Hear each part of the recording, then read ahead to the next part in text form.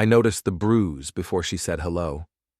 She slipped past me like she was late for something, dropped her keys too carefully on the counter, and reached for a glass. Her sleeve rode up just enough. Purple blooming into yellow, fingerprints clear as punctuation. "What happened?" I asked. She didn't look down. "I tripped on the curb. Silly me." People don't add jokes unless they're covering something. Real pain doesn't need decoration. She showered right away. Long shower, too hot. Steam pouring out like a distraction tactic. When she came back, she'd changed into a sweater, even though it was June, and the air conditioner was already fighting for its life. Her phone stayed face down. It buzzed once. She flinched.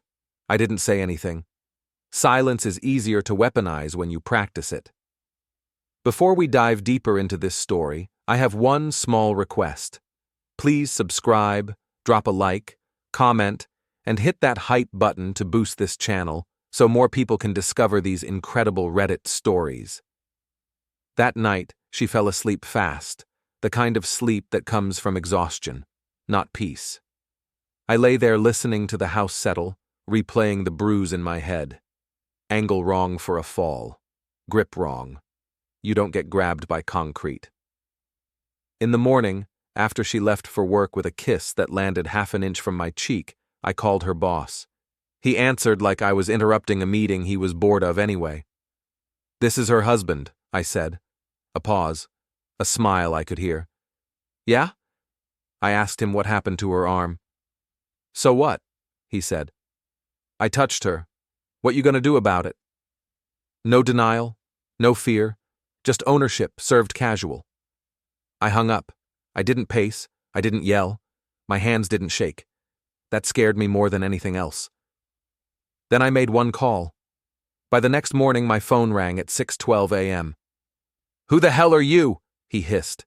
"You can't do this to me." I let him talk until he ran out of breath. Then I ended the call. I've never been intimidating. I look like the guy you ask to watch your bag. I fix broken appliances. I remember birthdays. People talk around me because they forget I'm there. That's a mistake. The call I made wasn't to the police. Police make things loud. I wanted quiet pressure, the kind that builds while you're pretending everything's fine. I called a man who worked in logistics for the city. Permits, vendor approvals, access schedules. The arteries nobody notices until something stops flowing. He owed me. Winter, years back. His heating failed, pipes frozen, kids crying. I drove through a storm and fixed it before dawn. He never forgot. Favors don't rot. They wait. I didn't ask him to break rules. I asked him to remember them. The first sign something was wrong came that afternoon. My wife texted me in fragments. "Why did you call him? He's really upset. Please don't make this worse." I didn't reply. After work, I took a walk past her office building. Didn't go in, just watched. She came out laughing with a coworker, the sound a little too bright. Then she saw him across the lot, and her shoulders tightened like a seatbelt locking. They went to lunch together. Not the place she told me about. A bar near the highway, dim lights, sticky tables, the kind of place where bad decisions feel temporary. I sat 2 booths back. He talked about himself, promotions, influence, how people owed him loyalty. He touched her arm again, lighter this time, like a reminder. She didn't pull away. She stared at her drink like it might float away if she looked too hard. I paid and left before dessert. Over the next week, I learned things the old-fashioned way. I talked to people. Bartenders remember men who tip like they're buying silence. Receptionists know who comes through the back door. Contractors complain when timelines don't make sense. Patterns form if you let them. I didn't invent gossip. I let it breathe. A question here, a raised eyebrow there, never accusations. Curiosity does more damage. He noticed. Men like him always do. He started arriving early, leaving late. He stopped joking. He checked his phone too often. One night, he saw me leaning against my car across the street from his building. I waved. He drove off too fast. I followed, not close enough to be obvious. He ducked into a parking structure. I followed him in, footsteps echoing. He turned a corner and almost ran into me. "Relax," I said. "I'm not here to hurt you." He laughed, thin and cracked. "You already did." I stepped closer. "You don't get to decide when it's over." I walked away. When he came back later, one tire was flat. No damage, no vandalism report. Just inconvenience. A message written in rubber and patience. That night, my wife sat across from me at the kitchen table and finally stopped pretending. "Please stop," she said. "You don't know what you're doing." I smiled. It felt strange on my face. "I know exactly what I'm doing. What I don't know is why you're protecting him." She closed her eyes. When she opened them, the calculation was gone. Just exhaustion. "You think this was a romance?" she said. "You think I wanted him?" She told me everything then. The first touch framed as a joke. The promotion hinted at, then delayed. The bruise from when she pulled away too fast. The quiet threat that if she made noise, her team would be cut. Projects shelved, names quietly erased. "I thought I could manage it," she said. "I thought if I kept it small, it wouldn't spill into us." She didn't ask for forgiveness. She didn't deserve it. Neither did I. Understanding doesn't soften betrayal. It sharpens it. The final act came together without drama. A conference. Public, investors, press adjacent. The kind of place where reputations are currency and whispers become withdrawals. Permits didn't clear. Vendors backed out. His keynote slot vanished and reappeared under someone else's name. All legal, all logged, all devastating. He cornered me backstage, sweat darkening his collar. "Call them," he hissed. "Fix this." I blocked his path with one hand, not touching, just there. "You told me to do something," I said. "This is me doing it." He looked past me at my wife, standing frozen by the curtain. For the first time, he had nothing to offer her, no leverage, no future. He tried to push past. I stepped in. He stumbled back, heart hammering, realizing how small the space was. "You don't own people," I said quietly. "You just borrow them until they stop being afraid." The announcement echoed through the hall. His name replaced, applause rising for someone else. He sagged. I slapped him then, open-handed, loud, not violent, final. The sound carried. I turned away before anyone could speak, walked past my wife, and kept going as the doors burst open behind me and everything he'd built collapsed in real time. I didn't rush the ending. That's the mistake people make when they finally feel powerful. They sprint. I walked. The next few days were about tightening screws you don't notice until the door won't open. His calendar started collapsing in quiet ways. Meetings rescheduled, pending confirmation. Venues suddenly unavailable due to compliance reviews. Nothing dramatic, just friction, buried by sand. My wife stopped asking me to stop. She started watching me instead, like she was trying to memorize a face that wouldn't be there much longer. We barely spoke. When we did, it was logistics, groceries, bills, the mundane scaffolding of a marriage that was already falling inward. I slept better than I had in months. That bothered me too. One evening, as I was leaving the hardware store, buying things I didn't need because standing still felt dangerous, my phone buzzed, a number I didn't recognize. "You're enjoying this," he said when I answered. No greeting. His voice was hoarse, scraped raw by too many calls that hadn't gone his way.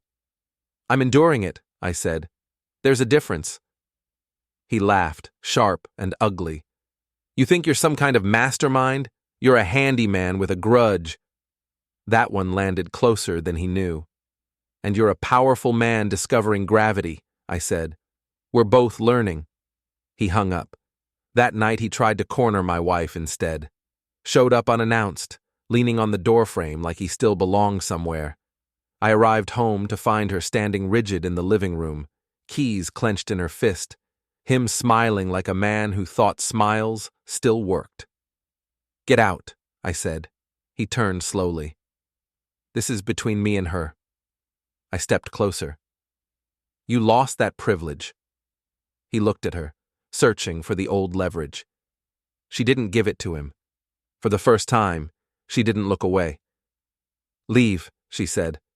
Her voice shook, but it held. He stared at both of us, recalibrating, then backed out with a nod that tried to promise future consequences.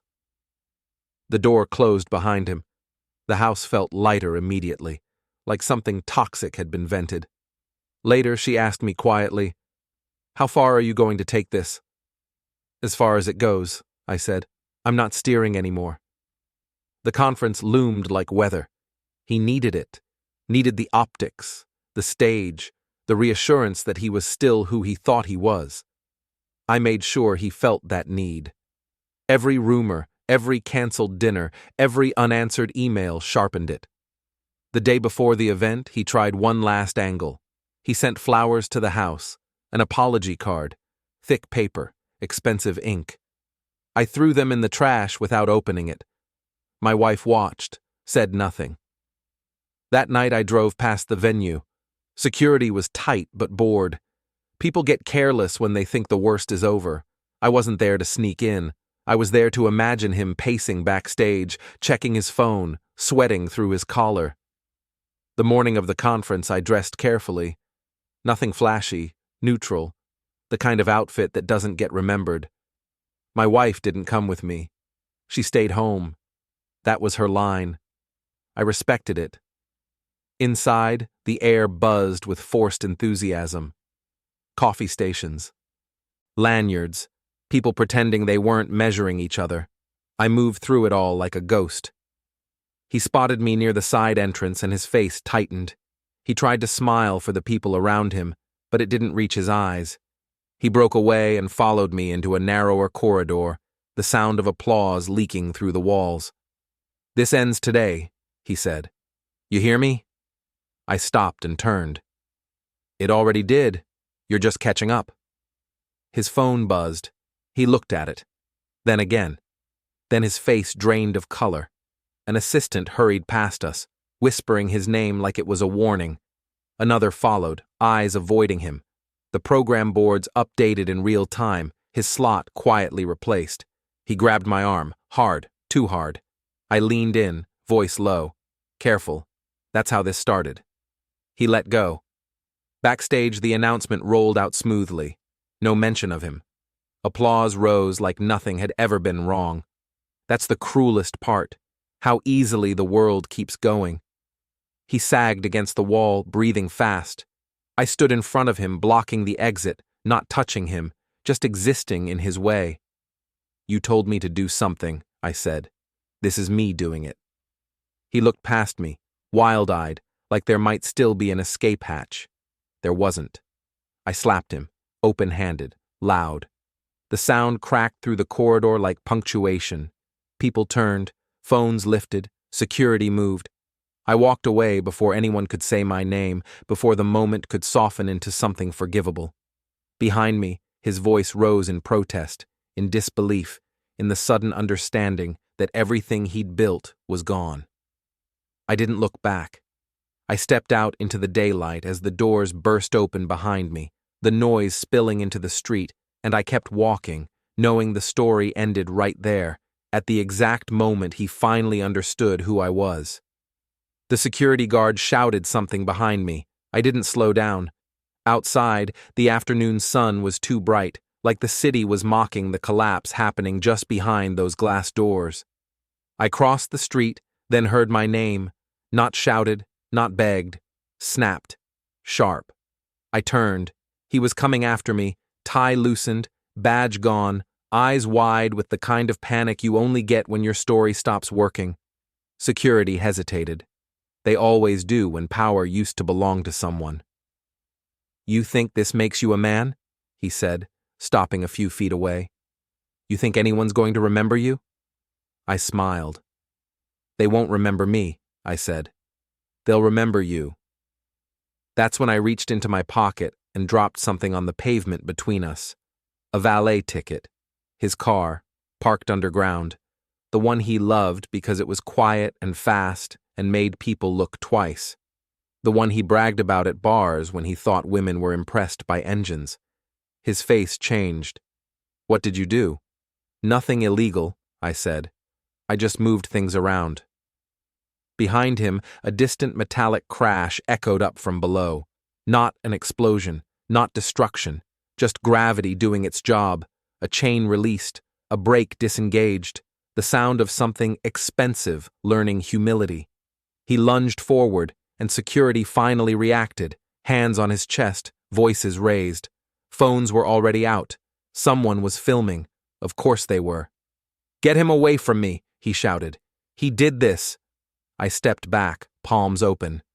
"I'm leaving," I said calmly. "You're the one making a scene." They dragged him toward the doors as he kept yelling my name, my wife's name, like either of us still owed him something. I didn't wait to see where they took him. I walked. My phone buzzed once. A message from my wife. "Is it over?" I stopped at the corner, traffic roaring past, the building behind me alive with chaos. I typed 3 words. For him. Yes. I hit send, slipped the phone back into my pocket, and kept walking as sirens approached behind me, knowing I wouldn't be part of whatever story came next, because the only part that mattered had already happened. He broke free. Not cleanly, nothing about him was clean anymore, but with enough panic-fueled strength to shove past one guard and twist out of another's grip.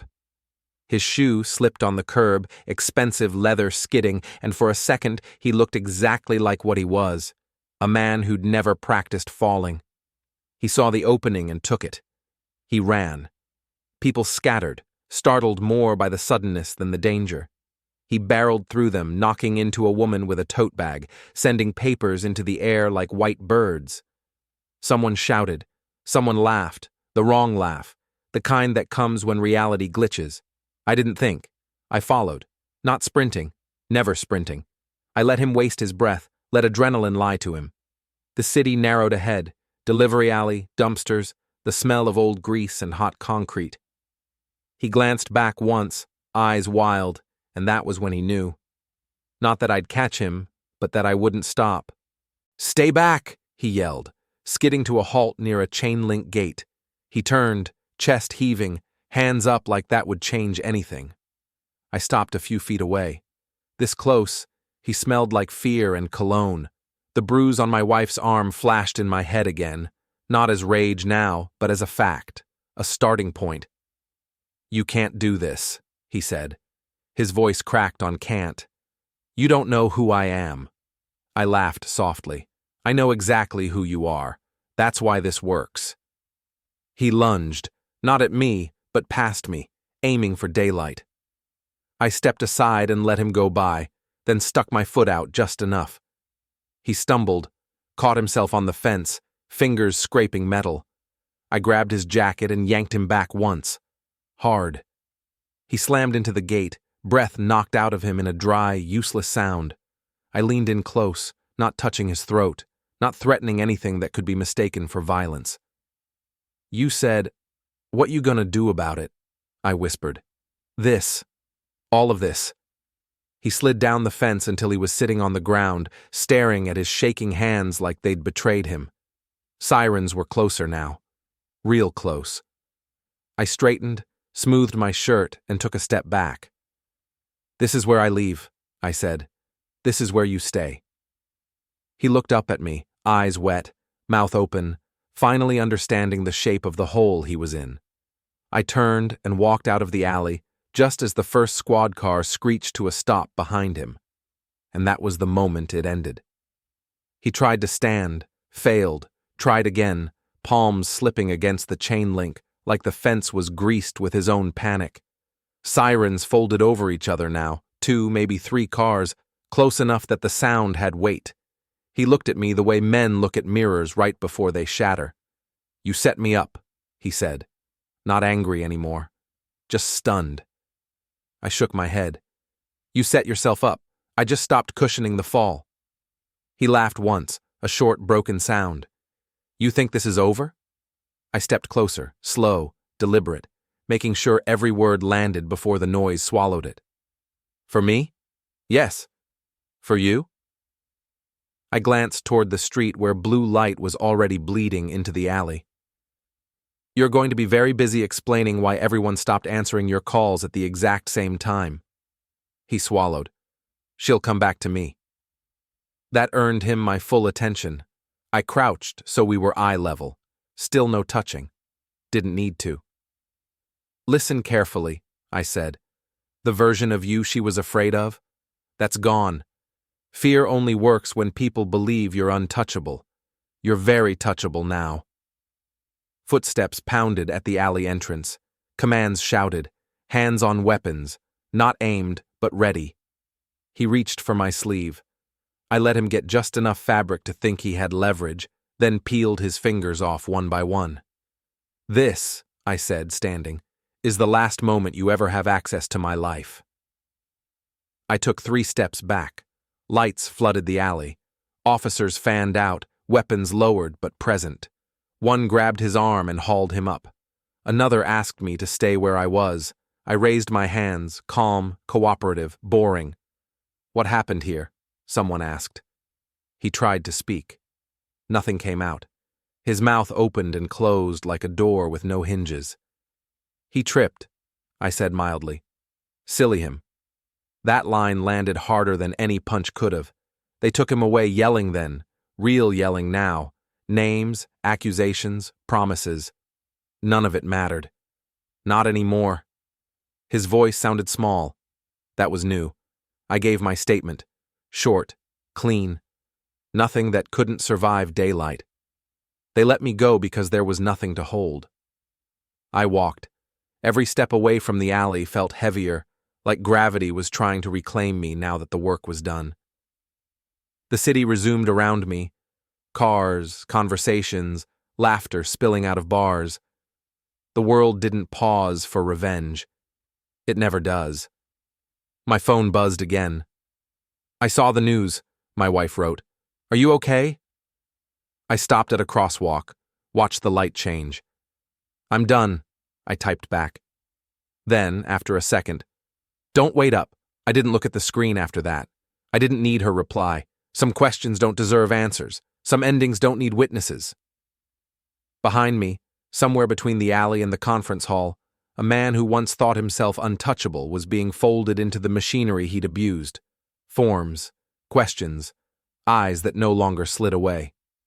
I crossed the street as the light turned green, blended into the crowd, and kept walking, right up to the exact moment where there was nothing left to take.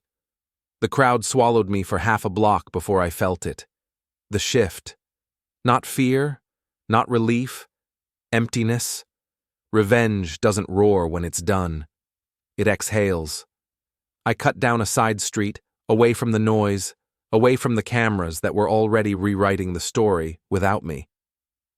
Somewhere behind, he was still yelling, still trying to inflate himself with volume. It wouldn't work. Volume only matters when people are listening. My phone buzzed again. Same contact, same name that now felt like it belonged to a previous life. They're saying you assaulted him. I stopped walking. Not because of the accusation, because of the they. Already a chorus, already turning chaos into narrative. I typed back, let them. I slipped the phone into my pocket and kept moving. I didn't head home. Home was a container for things that were already broken. Instead, I walked until the buildings changed, until glass turned into brick, until restaurants became bars with no windows, until the city stopped pretending it was polite. That's when I heard footsteps behind me, measured, not running, not drunk. I turned into another alley, narrower this time, and waited. He came into view a second later. Not the boss, someone else, mid-30s, athletic in the way men get when they want to look capable but avoid mirrors. Jacket too light for the weather, eyes alert, not police, not security. You walk like you know where cameras are, he said. I fix things, I replied. Habit. He smiled like that confirmed something. You embarrassed an important man today. Formerly important, I corrected. He stepped closer, testing space. He thinks you planned all this. I shrugged. He thinks a lot of things. A car passed the mouth of the alley. Light slid across us, then vanished. "You should apologize," the man said. "Make this easier." I laughed before I could stop myself. "You didn't watch closely enough. I don't do easy." He studied my face, recalibrating. People like him are paid to measure threat, and they hate it when the math doesn't work. "Last chance," he said. I leaned in, close enough that he stiffened. "You tell him this," I said quietly. "The only reason he's still breathing through his own teeth is because I stopped, and I stop exactly once." For a long moment, neither of us moved. Then he stepped back. "Enjoy what's left of your day," he said, and disappeared the way he'd come. I stood there alone, heart steady, realizing something essential. I wasn't afraid anymore. That was the real line I'd crossed. I finally went home as dusk settled. The house was dark, except for the kitchen light. My wife sat at the table, phone in her hands like it might bite. She looked up when I came in, really looked. "Did you do all this for me?" she asked. I took off my jacket, hung it carefully. "No," I said. "I did it because someone needed to learn what happens when they confuse access with ownership." She swallowed. "What about us?" I met her eyes. No anger, no warmth, just clarity. "We're collateral." She nodded slowly, like she'd expected that answer. Outside, a siren wailed and faded. Somewhere across the city, his name was being spoken with the wrong tone. Curiosity instead of respect, doubt instead of deference. Doors were closing he wouldn't even hear slam. I turned away from her, from the table, from the house that had been our excuse, and walked toward the door. She didn't stop me. I opened it, stepped out into the cooling air, and pulled it shut behind me just as my phone buzzed one last time in my pocket. And that was where I left it, vibrating unanswered, while the city finished what I started. I walked without direction at first, letting the city decide my path.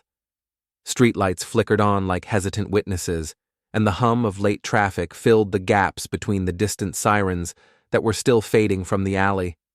It was almost peaceful in a way that felt dangerous, the kind of calm that only comes after chaos has done its work.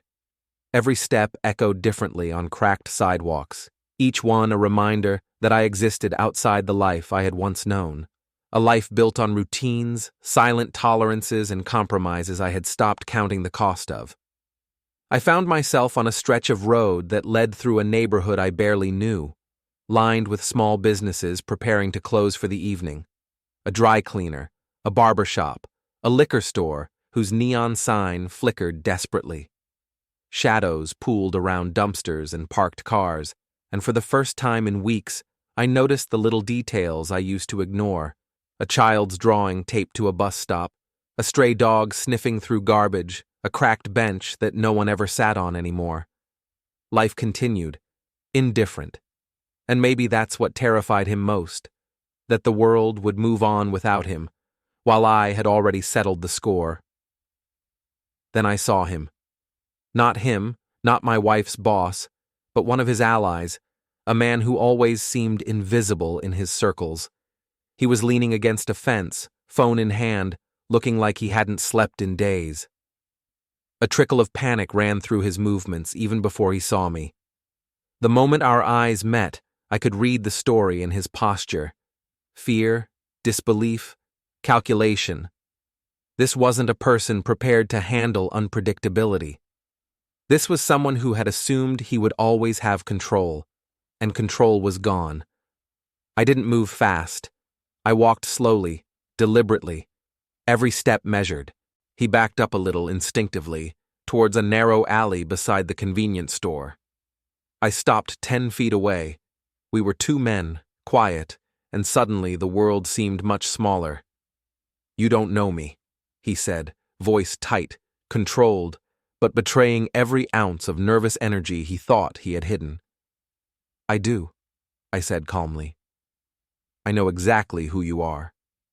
He laughed, but it was brittle, forced. "You think you've won? This isn't over." "I don't think," I said. "I know. The story's over. You're just figuring out the part where it ends badly for you." He glanced at the street behind him as if considering running, but the block was empty. The city, in its usual indifference, offered no escape routes for someone like him. I noticed the tiny things that betrayed his panic, his hands clenching and unclenching, the way he shifted weight between his heels, the rapid blinking that tried to calm the adrenal spike he couldn't suppress. "You're insane," he said, taking another cautious step backward. "I'm focused," I corrected. "There's a difference." The world narrowed down to us. Cars passed by slowly, tires hissing on asphalt. People inside the shops paused briefly, unaware of the story unfolding 10 feet away from them. But that didn't matter. He didn't know that the small things he ignored for years, the casual threats, the manipulations, the way he used fear as currency, had built a lattice for his downfall, and I had learned every joint, every weak point. I reached into my pocket and retrieved a small envelope. Plain, brown, unassuming. He froze as I tossed it to the ground in front of him. He bent to pick it up, suspicion written across his features. Inside were photographs, mundane, everyday moments, but framed in a way that exposed the hypocrisy and duplicity he had relied on. Meeting dates, casual lunches, hands brushing against arms, smirks captured mid-conversation. Nothing illegal, nothing violent, just facts. "You're going to see everything you thought was hidden," I said, "and you're going to watch it crumble under your own hands." He swallowed hard, eyes darting between the photos and me. You can't." I smiled. I already did. Then I stepped aside just enough to let him realize he had nowhere to run. His allies had either been quietly removed from his circle or had withdrawn out of fear. Vendors, assistants, even casual connections, all had quietly stepped back. It wasn't chaos. It was consequence. And now it was all in his face. He dropped the photos, scattered them with shaking hands. The wind picked up, carrying them down the street like leaves torn from a tree. He fell to his knees in the alley, head hanging, chest heaving. His empire of control, small, fragile, built on other people's fears, was reduced to a litter of paper fluttering in the wind. I didn't move closer. I didn't need to. The air around him was thick with humiliation, self-realization, and the weight of everything he had misused. "You told me to do something," I said quietly, letting the words sink deep into the alleyway, into the cracks in the pavement, into his very understanding. "This is it. All of it. Done." The sirens grew louder in the distance, but they were background noise now. They would arrive too late to undo what had been achieved. I turned and walked out of the alley, the city stretching ahead like a canvas that no longer included him. The streetlights painted long golden streaks across the asphalt, reflecting on wet patches where a rain shower had passed hours before. My phone buzzed again, a single message from my wife. "Are you coming home?" I typed 3 words, "Not tonight. Done." I slipped the phone back into my pocket and let it vibrate unnoticed. Around me, the world carried on, oblivious to the precise collapse of one man's carefully curated existence. I walked for blocks, letting the night swallow me. Somewhere behind, he was still flailing, still shouting, still trying to reclaim what I had taken. But it was gone. There was no negotiating with the consequences of one's own arrogance. I finally stopped on a quiet street, away from the glow of neon and the hum of traffic. The air was cool now, carrying the faint smell of gasoline and wet pavement. I looked back only once, at the faint glimmer of chaos spilling into the city, and smiled, not with relief, not with joy, but with the cold, satisfying clarity of someone who had balanced the scales exactly as they should be. And that was it. The story had ended, right there, on the edge of the street, with the city continuing, indifferent, while I walked into the night knowing the work was done, the lesson delivered, and the world left behind, whole but forever altered for the man who thought he could own anything at all.